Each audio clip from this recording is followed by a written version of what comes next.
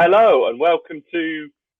Now, this is a fatal flaw, Stu, with our planning meeting. I didn't even work out what episode it is, but I don't know the if it needs an latest episode episode number, of the does it? G52. We planned this well. We've had 15 minutes of talking and we haven't planned anything. But what have you guys come to expect from this kind of shit show? But It's yeah, the 2020 hello, welcome. episode, This is isn't the it? G52 for our once every 6 months show record. And as always, I'm joined with my good buddy Stu. Hello, everyone. It feels strange to be talking to you like this over the internet. I seem to be doing this fortnightly at the moment for other podcasts, but not us. It's been a while. Yeah, they haven't had my hussy voice anyway. While you've been around cheating on me with hobbits and goblins everywhere, I've been stuck in my isolation tower. So which one's the hobbit and which one's the goblin out of Dan and Sam then? I don't know, because to be honest, I'm a little bit. I'm scared of upsetting Sam, and I'm scared of just upsetting Dan. So Dan's a bit tall for a hobbit, and Sam plays hobbits, so does that mean I Dan's guess that the makes goblin? Sam the hobbit and Dan a goblin. He's a bit tall for a goblin as well. Goblin King. Goblin King. That's even worse, to be fair, with that model. I'm going to guess. It's a good thing, isn't it? It's a good thing they both live quite a way away from me. It's true. Even though I've just invited everyone round for Necromunda at or Necromunda weekend whenever I find time to find a date. But yeah, I'm sure I'll get punished for that. But yeah, anyway, we thought we'd have a little catch up and just go through what we've been up to in our lockdown, which has been fun, hasn't it? I mean, we've both continued to work pretty much exactly how we would, wouldn't you? For you sat and painted models. I didn't furlough myself. Things have been pretty normal in terms of work. I've had one cancellation. That's all. Yeah. I didn't know whether other people being affected by work could have a knock-on effect. But in terms of other than that, my work's as normal. The challenges around that were kids being off, so when the schools were closed.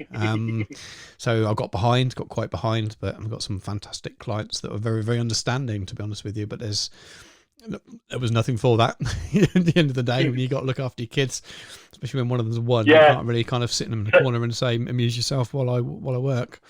Same as every parent in that boat, though, isn't it? I mean, I'm fortunate that my daughter's 15, and so she looks after herself most of the time. So, but yeah, I've continued to work as normal and more. But so I've been good and more. I've been stupidly busy because 80% of my company went on furlough, and I've been travelling here, there, and everywhere, which is very weird. I actually, in the second, I think it was the first week of lockdown, I drove into central London. Now, I never drive into central London because it's just not worth it. I drive to the outskirts. I drive not far from where the Sons of Heresy boys inhabit in leafy Chiswick in northwest London. Yeah, northwest London. And I tube in from there, but I was like, no, not getting on the tube, driving in. And I drove around the North Circular at 9 a.m. and it was deserted. Now, for people who don't live near London or are abroad, like the North Circular is basically a massive car park that runs the whole way around North London. It's just the main road around North London, and it's completely congested. So for me to drive around it is nuts, and to drive around it with no traffic. And I was wandering up and down sort of through central London where there's nobody around. It was so weird. Absolutely, like, I can imagine. Proper ghost time. But yeah. So yeah, I've been busy away, but I've been hobbying away as well a bit. I've done quite a bit, to be fair. I was thinking about this before we recorded. I've knocked out 3 Warlord Titans for Adeptus Titanicus. Uh-huh. What else have I done? I can move my head around. I'm on Bluetooth headphone and mic, so I can actually look now and not talk away from my... What else have I done? Painted some Targaryens, didn't I? Painted some Enforcers. Did I paint the Corpse Grinder cult in lockdown? I think I did them in lockdown. If you didn't, we haven't talked about it. I'm pretty sure we haven't talked about it. Yeah. Done a Corpse Grinder. Done a bunch of Necromunda hard guns. I've done shitloads of Necromunda, to be fair. Loads of that. Yeah, I've been quite busy, actually. Considering, well, I've had nothing else to do other than sit in my house on my own and talk to my dog and paint models. No, I know the feeling. No, you've been churning through some good stuff, haven't you? Really, it makes sense to use the time positively. I think it's been a thing for a lot of people who, especially people who have been furloughed and actually found themselves with time. They've ploughed a lot of their extra time into hobbying, which is really, really Yeah, really smart thing DC's to painted do. nearly an entire 2,000-point Sisters of Battle army, hasn't he? Yep. There's and various Middle Earth armies. Yes, yeah, he's paid loads. I suppose he's only just going back to work now. He's had a lot of time. I think most people we know have had time of ploughed through some stuff. I don't think there's many people I know that have been furloughed that kind of haven't put it to a good kind of hobby, clear some hobby backlog or buy some new bits and do stuff they don't normally have time to. Well, GW stopped releasing models for a few months, and actually, the hobby is the ideal furlough pastime, isn't it? Lockdown pastime. It's something you can do within your house. You can mail order most shit to your house. You can, it's kind of the hobbyist dream, really, isn't it? I don't have to go out and be sociable. I can just sit in my house and paint toy soldiers and not get moaned at for it. So I know it's not easy when you've got kids and stuff at home, But absolutely. It's also really, for a lot of people, it's going to be in a very stressful time, very worrying time, whether that's to do with the health or family, friends, work. There's a lot of the unknown, and we've talked about it before about how positive hobby can be mental health wise, and it's for people that I suppose we're quite lucky in many ways as hobbyists that we've got this to turn to as a bit of an escapism, where a lot of people will have found themselves in a situation where they're suddenly furloughed or unsure about the job, maybe lost the job, lost family members, all these kind of things, horrible things that have been going on around the world. And if your hobby was watching the football on the weekend and going to the pub on a Saturday night, and I think I was talking about this on the other podcast to do in the last episode, but I always struggle to understand with people who don't have hobbies, what do they do? But there's a lot of people that don't have what you would call a hobby, especially a crafty kind of hobby, and so what do they turn to? Hobby that can be done on your own within your house. It's quite a treat. I mean, the painting. I'm just looking at them, and I've got a 500-point Sisters of Battle Allied detachment sat next to me. Sisters of Silence detachment sat there. That I was just like, the other day, I was just sat in my office. I painted so much. Oh, here's another load. Because I'm just looking around. There's small Warlord weapons for Titanicus. There's Cerastus Knights that I picked up for Titanicus. I'm just like, it's been great. Just for, like I said, I mean, I've been living on my own for 5 months. 5 months now, is it? We're rolling up to March, April, May, June, July, August. Yeah, coming up for 5 months now. 23rd of August will be 5 months since the start of lockdown, and I pretty much. I saw Kurt earlier today. He dropped round to give me a bit piece for these sisters that I'd lost, and we were chatting away. And he was saying, he's found working from home a big change for him. He's used to being in an office environment, and I was saying, well, actually, when it all happened, I thought, well, it's no different for me. I've been working remotely and working from home for 3 years, so I'm pretty well set up and used to it. Yeah. But I said, so when it started, I was like, oh, this is fine. Life's going to carry on as normal for me. 90% of my life is going to be unaffected, as long as I don't get furloughed. But what I realised very quickly is all the things I put in around that. So as my kids text me, she wants to go out on Friday night. Child. And I'm talking about toy soldiers on the internet. All the things I put in around my life to manage the fact that I spend, even before lockdown, 70-80% of my time on my own, because if I'm at work, I'm either on a site traveling or I'm at home on my own report write. So I spend a lot of time on my own. So I found that suddenly actually what I realised a couple of weeks in was all those things I do, like go and record a podcast or go down to Income or, all those things I did that are only a small amounts of time, maybe an hour or two in the evening, made a massive difference, because I spent probably 6 to 8 weeks where I didn't see another human being, or I saw a handful of human beings over that period of time. Because I was being careful. It was pretty weird. Oh yeah, I can imagine. There have been times in the last sort of 4 or 5 months or so that I would have swapped with someone like yourself or Dan and I suppose Sam's married and has someone at home with him as well. But I wouldn't really, because I know how good it's been having the family around me. That because I work at home anyway, the same as you, and things haven't changed an awful lot. But at the height of school and nursery closures and trying to get work done, and my life didn't change, but the environment around me suddenly changed. Where I was used to being alone in the house for long periods of time. Suddenly I wasn't, and so those kind of things became odd, and that was probably the only stress I had really. So I can't complain too much. And we've both, I've been very lucky. As I say, my work's been fine.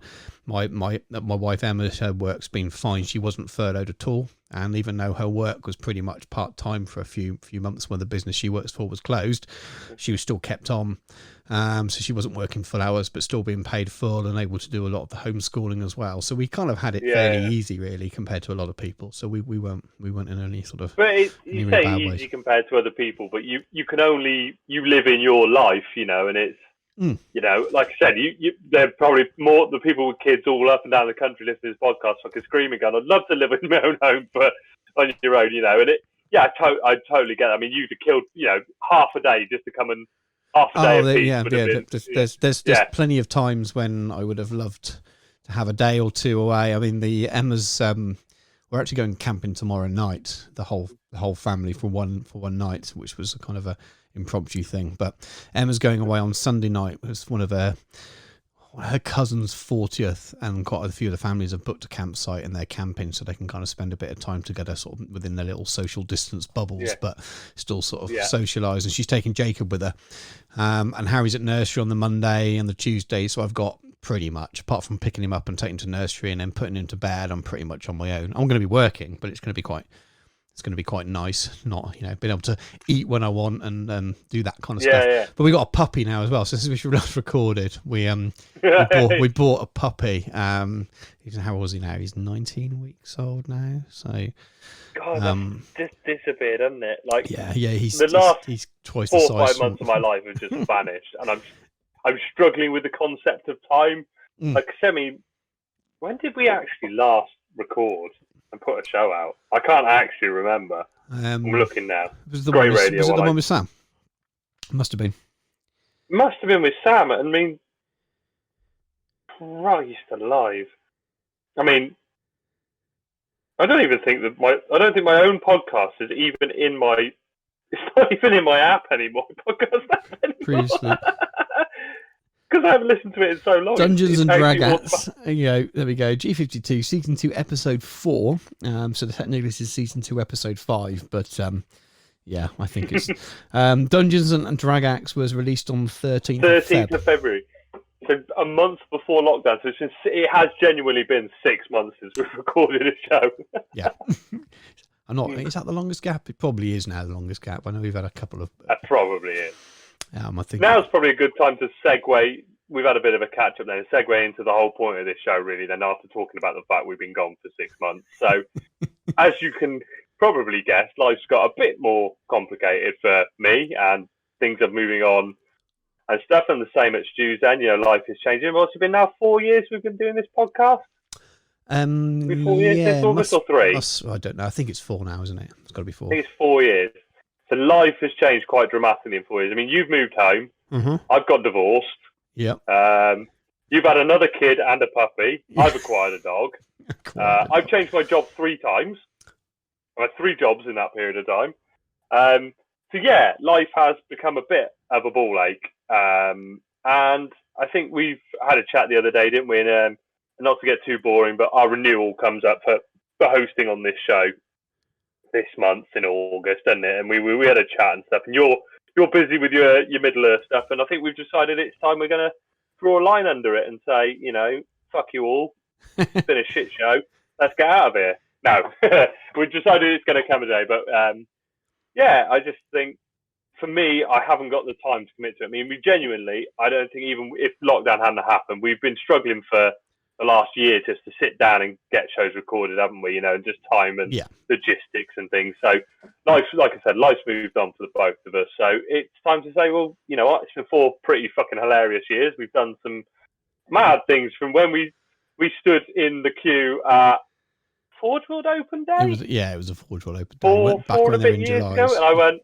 I quite fancy doing a podcast. Do you want to do a podcast? And we're like, yeah, go on then. And it was. We've come a long way. God knows how many events. 5, 6 events? It's been, I think so. You probably know that better than me. 6 events, 60 odd shows. God knows how many miles driven up and down the country. God knows how many borderline dodgy things it could have put me in jail, said on, spread around the internet. Yeah. But I think, yeah. I think much like a marriage, you got better experiences than me, but much like a marriage that's going wrong, our personal relationship's been fine, but in terms of gaming wise, if we pretend that was the marriage, it's been changing anyway in the last 12 months, hasn't it? So the show changed to a general show because we weren't playing just Heresy anymore, or not playing Heresy much at all. And then it sort of devolved into the beginning of the year where I was pretty much just playing Middle-earth, apart from when we were going to get together and play a game and record. So the only non-Middle-earth games I played, or talking about non-Middle-earth stuff, has been based around the 4 season 2 Geno shows we did. And then since lockdown, I've done nothing other than Middle-earth. And if we kept going, it would have been difficult as well, because I'd be coming here and only be talking about Middle-earth, and I've got another podcast that I'd talk about the same thing, so I'd be repeating myself, and I imagine that those that are interested in Middle-earth would listen to that, so probably wouldn't want to hear it twice. So then I become a kind of the same piece for you to talk about your gaming. Kind of become your interviewer, which would have been strange as well. So, and then because of lockdown, we weren't meeting up and trying games, which was the whole premise of the season 2 of the show, wasn't it? We would get together, try a game, even if we didn't keep playing it, we were going to have a go, try a game, do a review on it, and move on to the next one while having a few beers, etc. But we can't do that, and it's yes, we could probably start doing that again now, but like you said, we're both very, very busy. It's very, very hard to get together to do that anyway. I don't think us recording at night with masks on, or having to sit so far away from each other, you're not going to get the same ambience of the show anyway. So we could move online like we're doing now, but then that takes away the trying the game thing, which is the whole premise of season 2. And we're not playing the same games at the moment. I'm not playing Necromunda. I might give it a go. You might do 9th. I'm not going to. You've got an army for SBG, and you will try it at some point, but it's not really the basis of keeping the show going. I think that was probably more the reason we're not going to continue than anything else, is that at the moment our gaming is, we're both gamers, we still paint, but we're not.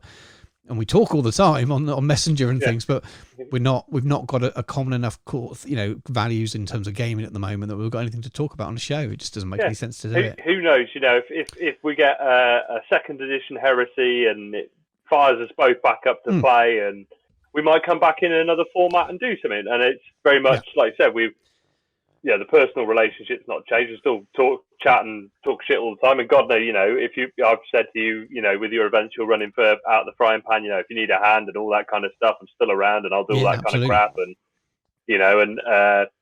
very much if we decide to do something, we may well come back in a year's time in a totally different thing and say, actually, we're really fired up to do this. And that's the thing. I'm fired up. I'm fired up to play games and stuff, but I'm not getting the time, even pre-lockdown. I'm just struggling to find time. I'd gone from I was playing at the peak of Heresy. I was playing 2 Heresy games a week, every week, and doing an event a month. I was playing, and I'd love to be back like that. And oddly now I play more games than just Heresy. I got even less time to play. I've got. Just looking for me, I've got Heresy, Titanicus, Necromunda, SBG, AOS. There's so much stuff sitting around me. Blood Bowl, the Blood Bowl team hasn't come out for over a year or so, and that's getting a version 2 rule book now, second edition, and I'm like, whoa, I can play. I've got another the human Blood Bowl team I started a year ago that hasn't got it, so I'm just not finding the time to play. So I think that was one of the things we were thinking. We were struggling to find content because I'm not playing many games. You're playing SBG, and quite rightly, you don't want to talk for an hour to Dan about SBG and Dan and Sam, and then come and say the same thing again. We're just duplicating content for the sake of it then. But for me, it's been a hell of a ride, and it's been a lot of fun. We've done some mad stuff. Absolutely. And I've still got boxes. I've got boxes and boxes of merchandise. I've still got an entire tray full of dice. Really? Where have they come from? I know this is an audio format, and only Stu can see this as we're on video call, but I gotta show it. Oh, there's so much shit in my office. There's so much. Apart from my own memento sets, that the rest of. I got that. God. Is that a tray? It's half full of dice. That's the big brick of dice, and that is all lanyards. And I've still got sets of templates, even though we don't use templates in Heresy anymore. Yeah, templates, both sets of dice, massive house block dice. How many lanyards have you got? Fucking hundreds. Have you got any of the plastic? This is really interesting podcast. Have you got any of the plastic things that the actual clip onto? Yeah, possibly. So if you've got in the region of, I don't know, 40 plus of those ready for my event, that'd be brilliant. It saves me buying them. Terrain I bought for an event. Hashtag Chip paid for it. I haven't built it. Stickers. I've got stickers. What have I got in here? Dice, D10s. Well, yeah, I got. Oh no, hang on. I've had a total lie, mate. I thought Yeah, I got quite a few of them. Nice. I've still got brand new ones in there as well. Well, if you don't need them, and I could do with the, obviously I can't use the Gino branded thingies. Lanyard. But I've still got four Ophion Ploy mugs. Nice. I've got two in my house already anyway that I use. So I've got 6 in my. Yeah, I've got loads of those plasticky lanyard things I can scavenge. You remind me at some point, and I'll dig them all out for you. I've got Well, we'll have to. We're going to have a meet up soon anyway. Now that we can kind of, before we get locked down again, but we should get together and have a socially distanced game of something, or take the dogs for a walk. Your dog's not very sociable, is she? Is she oh no, she's fine. If we're out and about, she's absolutely fine. Cool. She won't talk to anybody. She'll walk away, but she's fine. She's a miserable shit. Like, she's been locked in the house with me for 5 months. She's thoroughly fed up. But poor thing. It's been a wild ride, and there's a lot of memories. I've still got, I just realised I've still got. This is again really, really good. Tom's just getting up and rummaging around in his room. Make Heresy great again, Cap. He's waving at the. Make Heresy great again, Cap, from the infamous doubles event. He's going to whip out some graphs in a minute and claim that Gino is bottom of the world. Gino events. They're the best Heresy events per country per population. They're the best. We're the lowest, but that's the best. With the low, I'd say they were the lowest events, but I still think the doubles is up there for the biggest attended event. Numbers of players. How many do we have? 65, isn't it, in the end? 65 players. That was pretty hectic that day. I got very, very drunk that day. They were really good. I agree, though. There's fantastic memories. I discovered a love for podcasting, which is, has carried me onto a new podcasting venture at the moment, and God knows how many £100 worth of new kit that's in front of me now. What can you do with your new sound deck that you were proudly doing? Things that would have been very handy for you.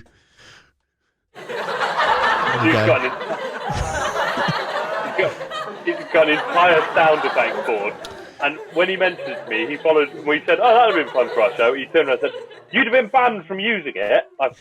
Fully agree. Never would have been allowed to touch that. We'd never had a show. It would have been a nightmare. You'd have kept reaching over the table when you were drunk, trying to jam the buttons. Oh God, yeah. I actually sat back at my desk recording where we recorded the original shows, where I would drink like half a bottle of rum in a night and wonder why. I had no idea. I remember the stage we went through where you'd record the close downs because I'd have to go to bed. Yeah. It happened a lot. I can't do it. I can't do this shit. I can't go to bed. things are very different for me these days. Dan and Sam are much more professional. We have a clean show. We don't even swear on it. I'm having 2 lagers tonight. 2 lagers. I do have a beer. I do have an ale on the go. Yeah. I don't normally drink on a podcast now as well. It's but that's because you actually you're recording with a respectable host, and you're actually people listen to you. They don't just have somebody yelling in their ears about all kinds of nonsense. It's more to do that when we would record, because it was less often that you'd come round and we'd have a beer because it was a social thing to do. We'd have a beer, yeah. Because we record out of the frying pan over the internet. It's more of a kind of right. let's get this segment done. We don't always do the whole show in one go either, so it's kind of let's do this segment, let's get this bit done. So it's less kind of like sit down for the evening. You have to fit in around Sam going to bed about 9 o'clock every night as well. We did, which is why he's not on half the shows, because he's already in bed. We have to knock on his door and he's asking if he's allowed out to play, but he's not. He's never allowed out to play. Yeah, so. I don't know when I'll be back online doing anything, so I'm just going to slander and let all the secrets out now. I'm going out in a blaze of glory and telling everybody's dirty secrets online. Well, as soon as you've had a game, as soon as we've played SPG, well, I'll get you on anyway. We'll talk to you. Give us a new player's perspective on the game, sort of first impressions. Yeah, well, I'm running out of projects, so I've got all those elves that you gave me to do at some point. They're still sat on the shelves looking at me, and they're on the list to do it. You'll enjoy playing those more.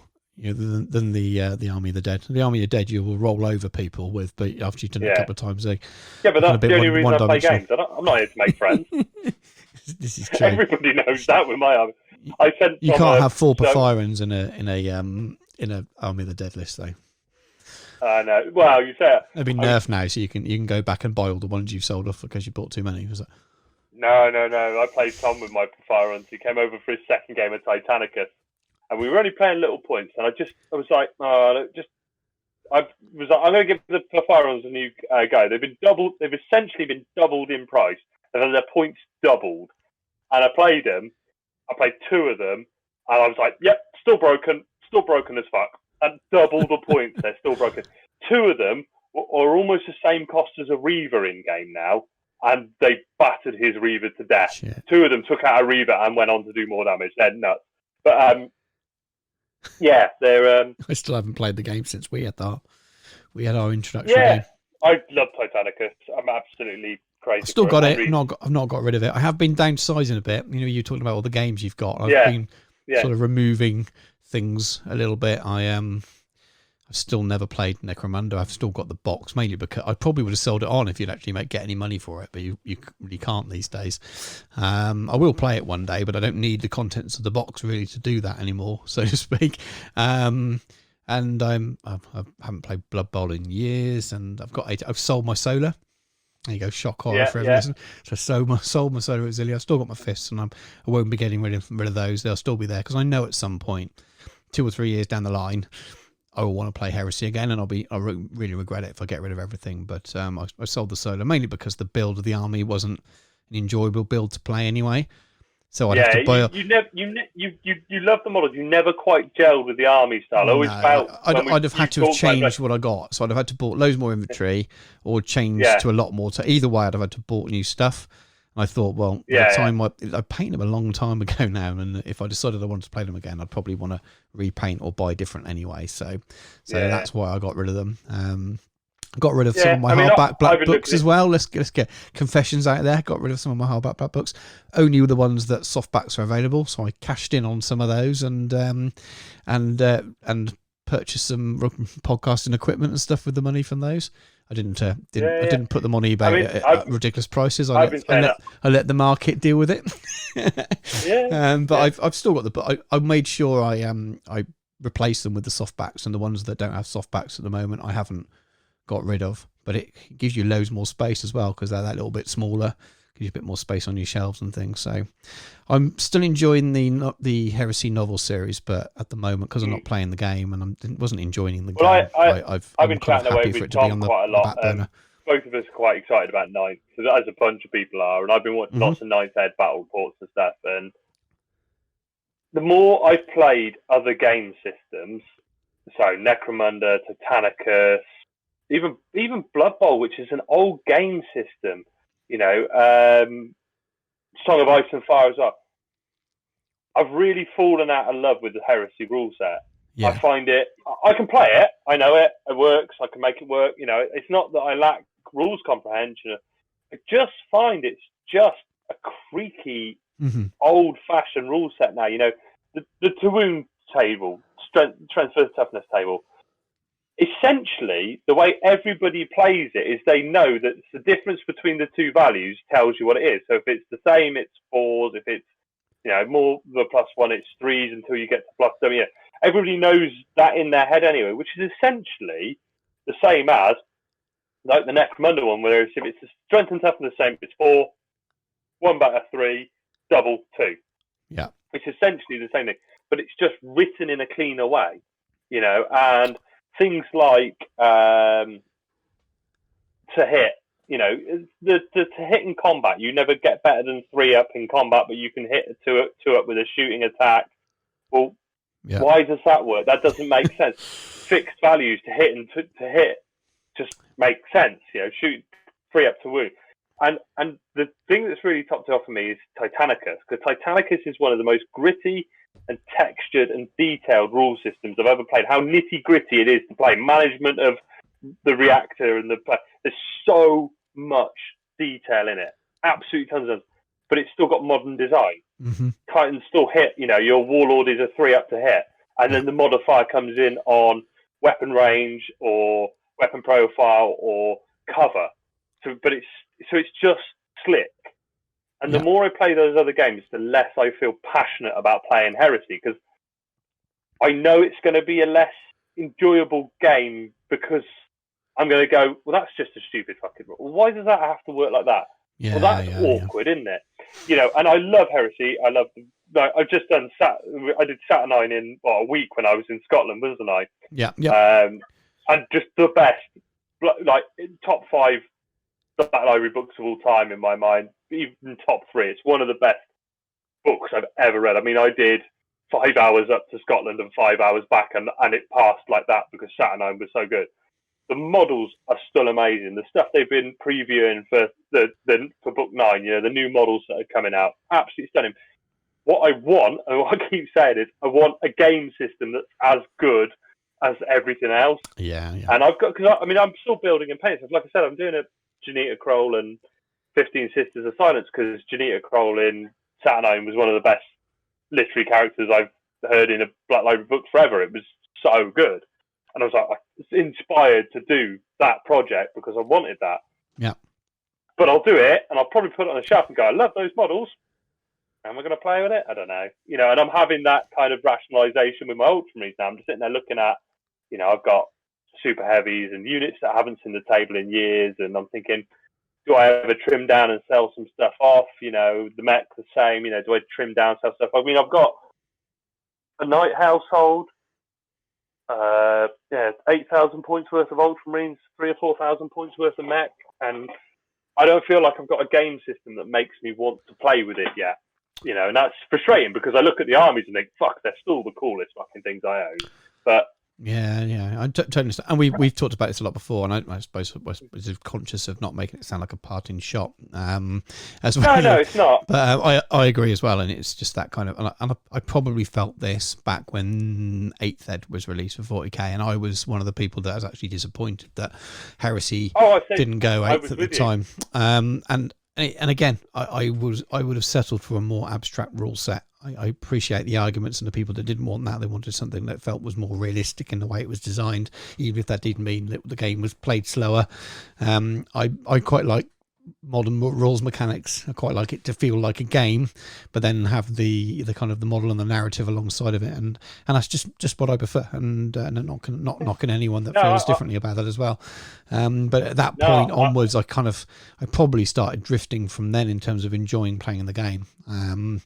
And then, as I say, I think I've said before, when I started playing SPG, I was like, even though that's quite an old rule set, and there is one table left in that, the way the scenario play works and the mechanics of that, and then there's a few other kind of elements to the way the game works, it feels like a game. And you can play narrative and you can play match play, and it doesn't matter. There's a nice, safe place for both, and they both work, and people that play match play at events still love to play the narrative scenarios, and I got very bored of the kind of the grey lines between where that stands in Heresy as well, with the whole kind of, well, it's a narrative game, narrative focus, but then there was never any, you know, that left it down to the individuals to be kind to each other, which is fine when you're playing in your garage, but didn't work beyond that. And you just find people would moan about each other all the time. It just felt like it actually needed 3 ways to play to make it work as a community-wide game. As a garage game, it works perfectly fine as it is. But again, I'm not bailing out of Heresy. I'm not kicking it while it's down. I'm not shitting on it. I'm sure it's going to go. I'm sure it's going to do very well. And again, with the new book release when it comes out, it's coming out in September now, isn't it? Pre-order coming in September, is it? Yeah, I'll be excited to see it. I want to see what's in it, and I'll You know, I mean, I have sold all my black books off now as well. That was a financial decision more than anything. I had 8 black books, and I was looking at them. I was looking at, they've sat on my shelf for a year. I think I'd opened book 8 once or twice and flicked through it, and I just thought, I've not read it in any detail. They're just sat. What I will do is I'm going to I'll buy book 5 when that comes softback, because that's the Ultramarines one. That's the one I've read cover to cover multiple times. That's where my passion is. So I'll pick that up when that becomes softback. You know, I would buy the lot again if they did them without the rules. Yeah. Softback without the rules. And they may well. That's partly why I did it softback. I thought, well, I don't know when and if they're going to do that. I knew I'd regret just getting rid of them. I knew at some point I'd think, I wish I still had them. So I thought, because I was doing it at zero cost, really, because I was able to sell them for a lot more than the softbacks cost. I was able to replace each one with a softback, and then have money left over afterwards, and that's why I did it. So I'm not down on any books. I still don't have book 5. I've never had book 5, but I'm not down on any black books. I'm just waiting for them to do, what is it? It's 1, 3, and 7. They're not available in softback yet, are they? Yeah. 1, 3, and 7. Have they done 5? Have they done 5 in softback? No, 5's the only one that's not available in any format at the moment. So I'm guessing 5's got to come soon. But 1, 3, and 7 haven't been in softback yet. Been delayed by COVID. It may well be. Maybe in production's going to be all somewhere. over the place and stuff. So who knows? But anyway, so we just thought we'd come on, have one last chat. And I mean, I'm still around on the internet. I'm still hanging about. We are going to close the social media stuff down, just mainly because it takes management. Less notifications for us to deal with. I think the only one people might miss would be the group. There are other good places. I think most of the people that are active in the Geno group are on the Heralds of Heresy group. They're in the Legion of Peterborough group. And then if you're listening to this and you're not, then and you're looking for a place where it's friendly heresy chat, and it's not some of the arguments that you see on some of the bigger groups, then I would heartily recommend. I can't imagine anyone's listening to this and aren't already aware of those groups anyway. But I would say, well, I don't know about you. Was that your thoughts? I would say that anyone that likes that kind of laid back chat that doesn't involve into kind of arguments and flaming and stuff, that there are similar kind of things. The only thing for the Legion of Peterborough group, I'd probably say, is don't go and influx in there, because it is. The majority of it is them organising their club. Yeah, well, I didn't mean Legion of Peterborough. I meant Greetings from the Warp. Sorry, I meant Greetings. Greetings from the Warp. It's always worth being in Greetings from the Warp. There's a really good community there. Multi-system. Their events up there are still some of the best. Andy Dawn is still running, and the guys up there are still running the best. That's what I meant. Not Legion of Peterborough, because that is their local club. Yeah, I don't know. But that's all I mean is that's where they tend to organise their club night games and things in there. So Greetings to the Warp is the sort of more generalised chat kind of place. So they've already launched their first Crusade event for 9th edition. They're going to be doing a narrative 40k event in January. Nice. So that'll be fun. So there's loads of stuff going on Green Force. But yeah, I mean, I'm still around on my personal social medias. Instagram's probably the best place to get me. It is a personal Instagram, so it is some pictures of models, mainly pictures of my dog or me getting drunk in front of a fire at the weekend. So, follow at your own peril.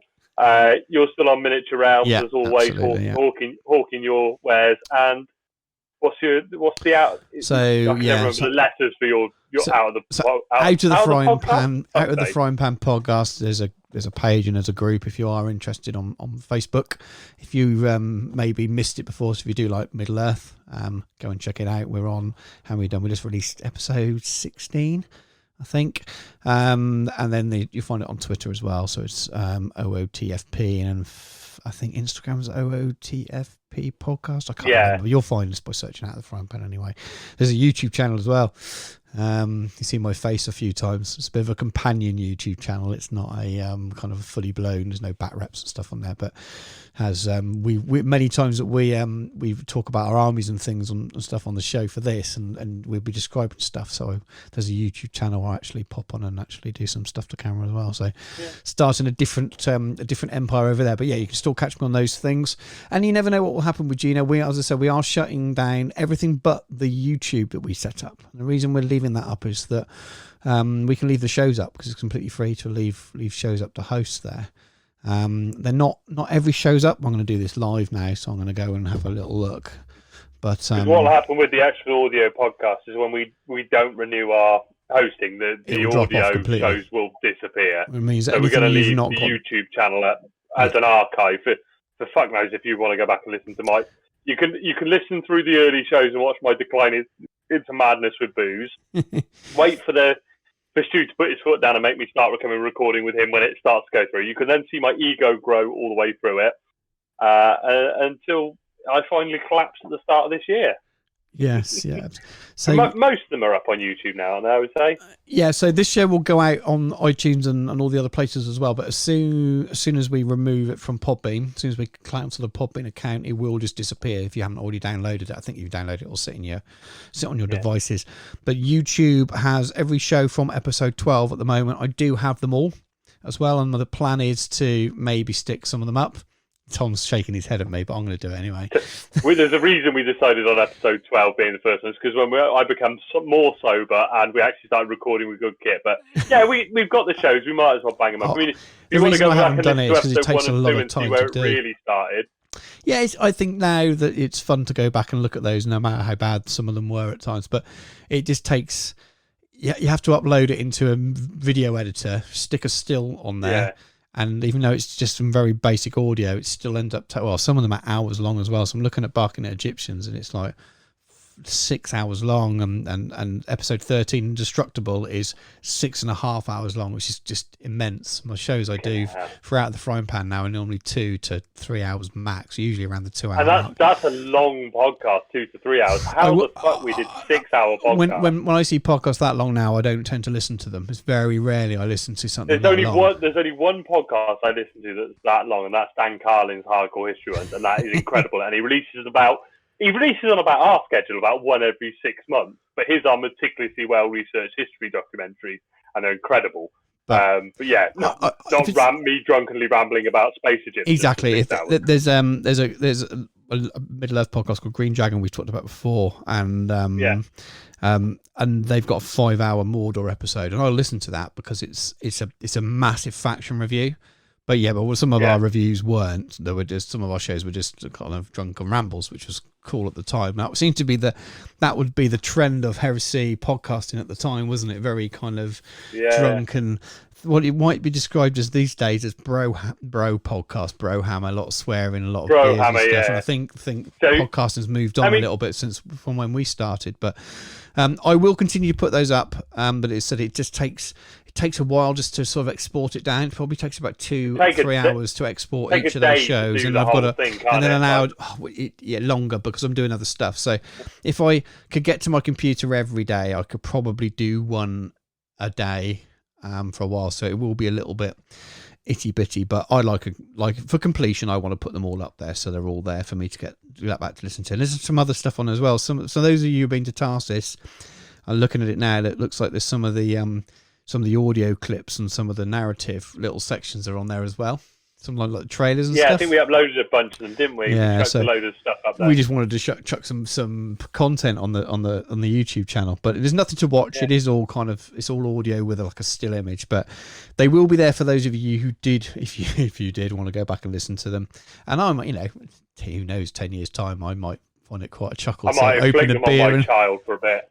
Or inflict them on your children. And listen to episode 1 and listen to the very early stages and what we were like about them. But I'll stick them up. And who knows what will happen in the future? Like you said, that we are officially ending G52. If we both get excited about a new edition of a game or any game really that we really get into, that who knows, we'll come back and do something else. It might be under a new name. We might even resurrect G52 if it fits with what we're talking about, but we're not going to make any promises because in the short and medium term future, I can't see that happen. If I found out tomorrow that they were releasing a Heresy 2nd edition at Christmas, I still don't feel I'd be excited enough to want to talk about it at the moment.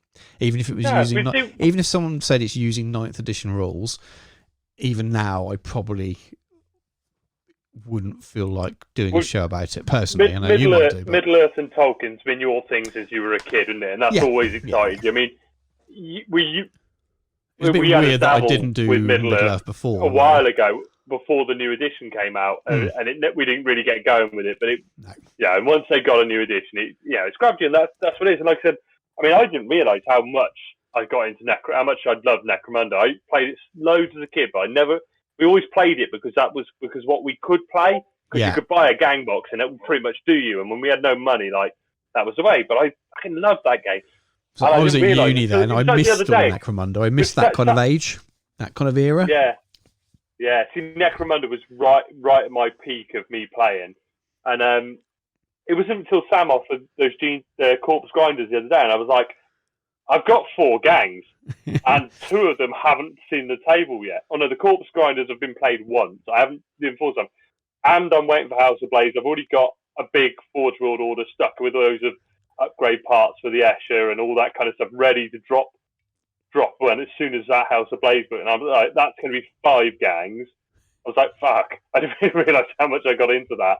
But yeah, I said, it's goodbye for now, and it will be goodbye for a while. And to be honest, after 4 years, it's probably about time you were all fucking sick of listening to me. So, but I'm not. Neither of us are back leaving the hobby or had a falling out, or it's just a case of stuff. But yeah, I'm still on my social medias, and if people want stuff for events, anything we did in the past, I've still got a huge archive. You want enough dice to stuff I made for events. Dice, got enough dice to make a house and all that kind of stuff. And I'm always happy to share with stuff, and people want guests on shows, I've still got all the fucking kit to sit and record with. So, I'm always about and stuff. And I'm sure you're the same, Stu. Yeah, absolutely. If people, I'm not playing anything else for a while, so it wouldn't be a lot of use for a lot of discussion. But painting wise, I'm more than happy to talk paint still. And if anyone does want to talk Middle Earth, then they know where to find us. Cool.